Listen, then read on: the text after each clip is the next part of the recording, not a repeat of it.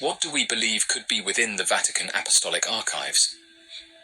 Documentation of Jesus' bloodline potentially being held within the Vatican is a relatively common theory, though the form of this documentation is also in debate.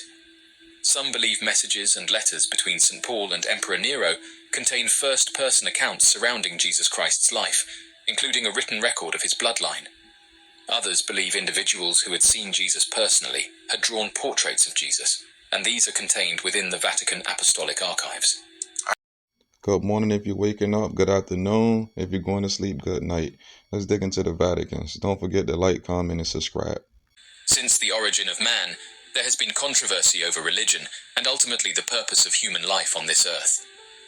Because there are countless religions and interpretations of why we are here, people have lots of different answers to that one important question: who created us? Christianity has broken into many sectors throughout the years, each adhering to their own moral codes and interpreting the Bible in different ways. True. Like any piece of the literature, the Bible is indeed up to interpretation. However, it's hard to interpret a story when it was never told in the first place. Leave a like, comment, and subscribe. According to the Ethnography Museum of Ankara in Turkey, a new version of the Bible believed to be between 1,500 and 2,000 years old has resurfaced, and it's caused upheaval to the Christian faith. This is because this Bible includes the Gospel of Barnabas. The story reveals that Jesus Christ was never nailed to the cross, and that he was also not the Son of God. Whoa! This story insists that Jesus was only a prophet, and that his fate was not crucifixion, but that he instead made it to heaven. I always talk about the wise people in my life, but I know y'all probably heard this too. If you want to hide something from somebody, put it inside a book.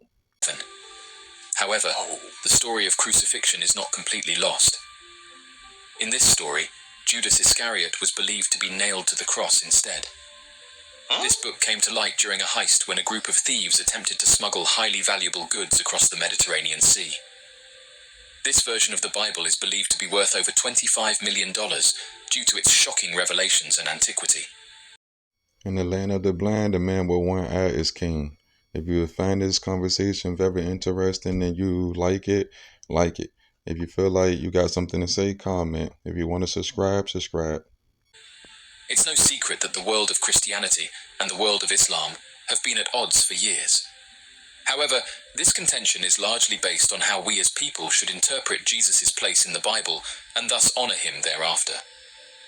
Because this new biblical story reveals that Jesus quite possibly knew the Prophet Muhammad and foresaw his arrival, it can be said that if Christians do decide to honor this new gospel, then their teachings and belief systems might align differently. I always felt like 1% of the world was hiding the truth from the other 99%. What do you think?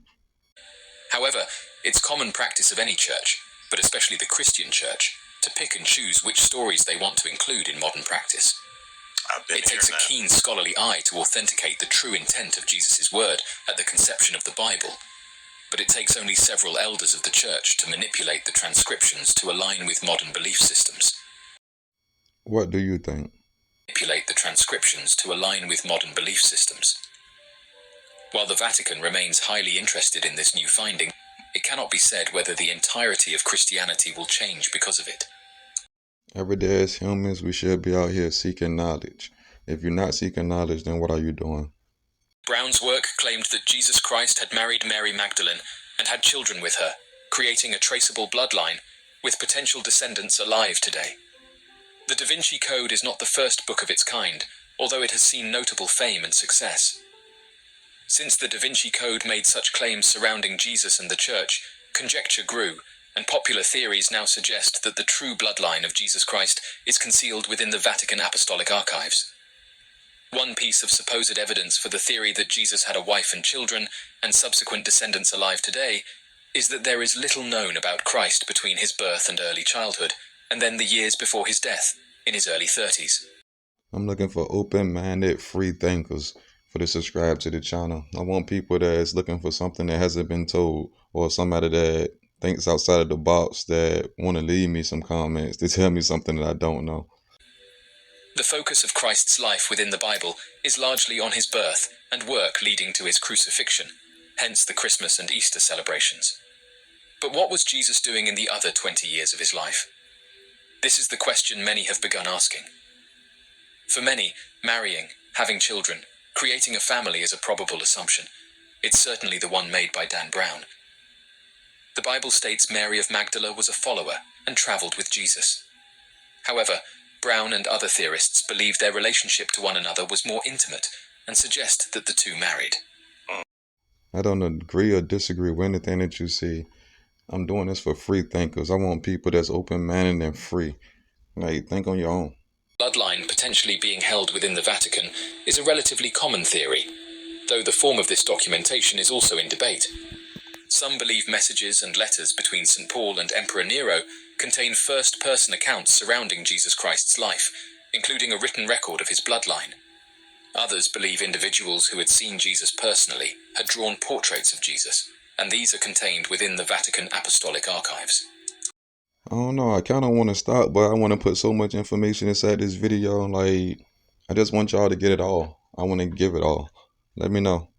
If it's too long, too short, if I should make them a little longer, leave a comment. Portraits of Jesus, and these are contained within the Vatican Apostolic Archives. The earliest, publicly known portraits of Jesus were created approximately 200 years after his death. Why does the Catholic Church need to protect the knowledge surrounding the bloodline of Jesus Christ, if it is indeed contained within the Vatican Apostolic Archives? The answer here is likely rather simple. Evidence of Jesus' bloodline has the potential to contradict the teachings of the Church and therefore undermine Holy Scripture. Subscribe, comment. Leave as many likes if you want to. Oh, I think it's only one per person. The implications of Jesus having descendants is a complicated thought. If the relatives of Christ, and therefore the relatives of God, were alive and accessible, then the role of the Pope would be far less significant. Leave a like, comment, and subscribe. However, realistically, after tracing a bloodline for hundreds of generations, the vast majority of people would be related. Tracing a bloodline back for only 20 generations could find up to 1 million relatives, and with the I got another good one for us today. If you like it, let me see it. If you got something to say, let me see it. If you want to subscribe, subscribe. If you ain't already subscribed. Population, locating the closest descendant would be an ever-challenging task. If the Vatican Apostolic Archives holds documentation of Jesus' bloodline, how updated is it? And with such a vast number of descendants, do you think the bloodline could be traced through to modern society? Do you think revealing this knowledge would conflict with the teachings of the Bible, the Church, and Holy Scripture? Every day as humans, we should be out here seeking knowledge. If you're not seeking knowledge, then what are you doing?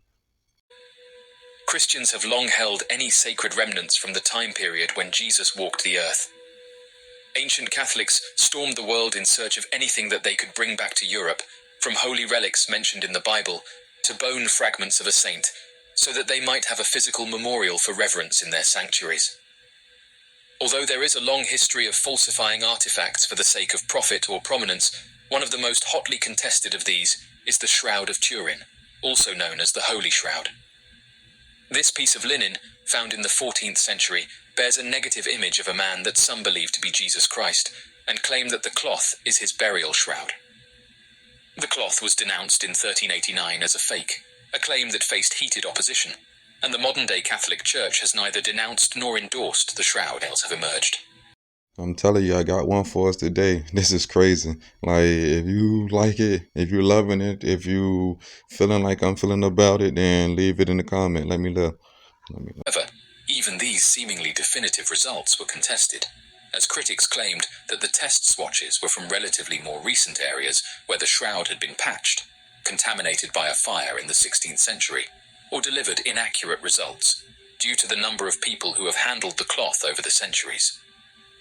There is vast amounts of evidence for both sides. Firstly, the shroud depicts the full body image of a man lying with his hands crossed over himself as though for burial, with markings on his wrists. In the Middle Ages, Jesus Christ was always depicted with crucifixion marks over his palms, although in biblical days, they would in fact have driven the stakes through the wrists. I don't know. I kind of want to stop, but I want to put so much information inside this video. Like, I just want y'all to get it all. I want to give it all. Let me know. If it's too long, too short, if I should make them a little longer, leave a comment. Additionally, experts remain mystified as to what could have created such an accurate negative image of a man on the cloth. Tests analyzing the cloth have found no evidence of pigments, paints, dyes, or stains on the fiber, while also confirming that at some point in its past, the cloth had been in direct contact with a body. However, some experts believe that the Middle Ages date of the shroud points to its use as a burial shroud for a crucifixion victim of the day, centuries after Jesus was crucified. Adding to speculation, in 2018, a bloodstain pattern analysis was performed on the shroud and concluded that the faint blood flow stains came from different angles and were not produced by one body as it was being laid out for burial. Leave a like, comment, and subscribe.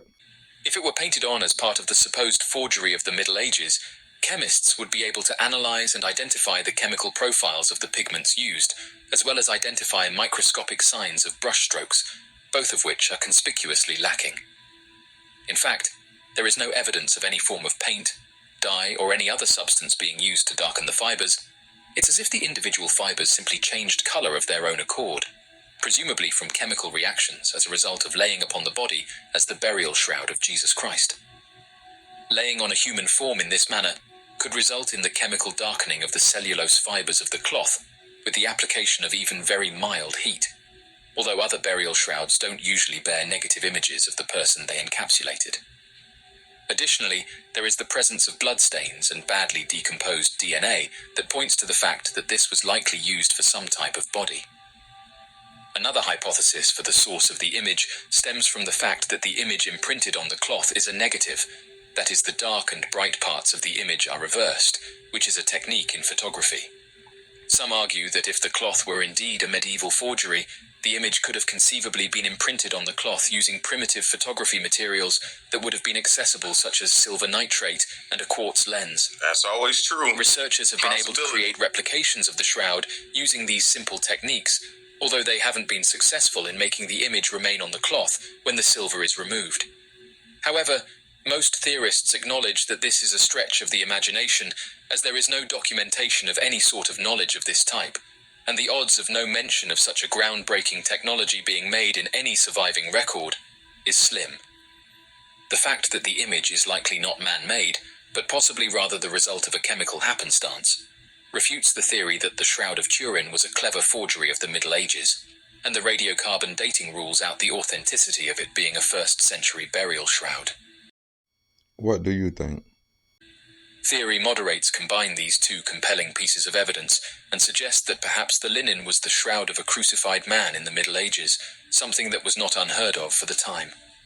Whether or not the Shroud of Turin is ever proven to be authentic or merely a forgery, it's nonetheless an incredibly powerful artifact that contributes greatly to the faith of millions of people all over the world. Even from the perspective of non-believers, the shroud is a powerful archaeological piece dating back to the Middle Ages, with a shockingly accurate depiction of a crucified human.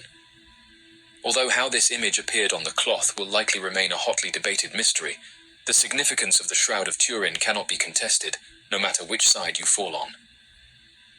As of right now, there's still many questions that remain unanswered when talking about religion. The Vatican Apostolic Archives, also known as the Vatican Secret Archives, is one of the oldest and most important archives in the world, containing historical documents dating back to the 8th century. Subscribe, comment. Leave as many likes if you want to. Oh, I think it's only one per person. Believers in the shroud have also pointed out that the Middle Ages radiocarbon date could have been based on years of the shroud being on public display for believers to touch, kiss, and pray over after its reveal in the 14th century. True. As well as possible carbon monoxide contamination, both instances which could conceivably cause a 1st century artifact to be inaccurately dated as Middle Ages. No paints or substances. No matter which side of the authenticity argument you find yourself on, an enduring mystery of the shroud is the source of the image of a man.